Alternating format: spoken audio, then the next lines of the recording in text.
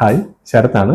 ഇന്ന് നമ്മൾ പുതിയൊരു കമ്പനിയെ പറ്റിയിട്ടാണ് സംസാരിക്കുന്നത്. ഡീറ്റെയിൽ ആയിട്ടുള്ള ബിസിനസ് അനാലിസിസ് കാര്യങ്ങളൊക്കെ നമുക്ക് ഉടനെ തന്നെ ചെയ്യാം. AYE ഫിനാൻസ്, ഫിനാൻസ് എന്നാണ് കമ്പനിയുടെ പേര്. മെയിനായിട്ട് അവർ MSMEകൾക്കാണ് ലെൻഡ് ചെയ്തുകൊണ്ടിരിക്കുന്നത്. നല്ലൊരു ബിസിനസ് ആയിട്ടാണ് തോന്നുന്നത്. കഴിഞ്ഞ ക്വാർട്ടറിൽ മാത്രം IPO വന്നൊരു കമ്പനിയാണ്. നല്ല രീതിയിൽ അവരുടെ പെർഫോമൻസ് കഴിഞ്ഞ ക്വാർട്ടറിൽ നല്ല റിസൾട്ട് ആയിരുന്നു വന്നിരുന്നത്. അതിൽ നോക്കിയാൽ അവർക്ക് അസറ്റ് ക്വാളിറ്റിയിൽ കുറച്ച് പ്രശ്നങ്ങളും കാര്യങ്ങളൊക്കെ ഉണ്ടായിരുന്നു. അത് കൃത്യമായിട്ട് ഇമ്പ്രൂവ് ആകുന്നത് നമുക്കത് കാണാനായിട്ട് പറ്റും.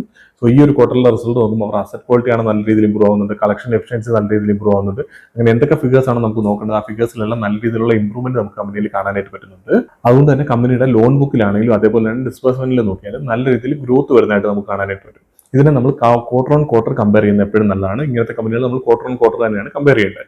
അവിടെ നോക്കുമ്പോൾ നമുക്ക് ക്വാർട്ടർ ഓൺ ക്വാർട്ടറിൽ ഈ പറഞ്ഞ എല്ലാ കാര്യങ്ങളും, അസറ്റ് ക്വാളിറ്റി ആണെന്നുണ്ടെങ്കിൽ, കളക്ഷൻ എഫിഷ്യൻസി ആണെങ്കിലും, ഈ DPD ബക്കറ്റ്സിന്റെ കാര്യങ്ങളാണെങ്കിലും, ഡിസ്ബേഴ്സ്മെന്റ് ആണെങ്കിലും, ലോൺ ബുക്ക് ആണെങ്കിലും, എല്ലാ കാര്യങ്ങളിലും കൃത്യമായിട്ടുള്ള ഇമ്പ്രൂവ്മെന്റ് വരുന്നതായിട്ട് നമുക്ക് കാണാനായിട്ട് പറ്റും.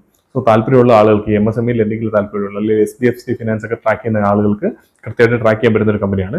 ഇവർ SBFC കൊടുക്കുന്ന പോലെ അത്രയും സെക്യൂർഡ് ആയിട്ടുള്ള MSMEകൾക്കല്ല ഇവർ ലോൺ കൊടുക്കുന്നത്. ഇവർ കുറച്ചുകൂടെ വൾണറബിൾ ആയിട്ടുള്ള MSMEകൾക്കാണ് ഈ പറഞ്ഞ ലോൺ കൊടുക്കുന്നത്. അതുകൊണ്ട് തന്നെ ഇവരുടെ ഈൽഡ് കാര്യങ്ങളൊക്കെ SBFC കഴിഞ്ഞ് കൂടുതലായിരിക്കും. അതേപോലെ തന്നെ ഈ പറഞ്ഞ അസറ്റ് ക്വാളിറ്റി കാര്യങ്ങളൊക്കെ നോക്കി കഴിഞ്ഞാൽ SBFC കഴിഞ്ഞ് കുറച്ചുകൂടെ മോശമായിട്ടായിരിക്കും ഇവരുടെ അസറ്റ് ക്വാളിറ്റി വരുന്നത്. പക്ഷെ എന്നാലും നമുക്ക് ഇതിനെ അത് SBFC നല്ലത്, ഇത് മോശം എന്ന് പറയാൻ പറ്റില്ല. കാരണം രണ്ടുപേരും വർക്ക് ചെയ്യുന്ന രണ്ട് ഡിഫറെന്റ് കസ്റ്റമേഴ്സിന്റെ കൂടെയാണ് വർക്ക് ചെയ്യുന്നത്. അതുകൊണ്ട് തന്നെ ഈ കമ്പനി രണ്ടും കമ്പയർ ചെയ്യുമ്പോഴത്തേക്കും നമ്മൾ ഇത് കൃത്യമായിട്ട് മനസ്സിൽ വെക്കേണ്ടതായിട്ടുണ്ട്. കാരണം ഇവരുടെ അസറ്റ് ക്വാളിറ്റി എന്തായാലും SBFCയുടെ അസറ്റ് ക്വാളിറ്റിയുടെ അത്രയും നല്ലതായിരിക്കില്ല. അതേപോലെ ഇവരുടെ ഈൽഡിന്റെ അത്ര ഈൽഡ് ഒരിക്കലും SBFCക്ക് വരാനും പോകുന്നില്ല.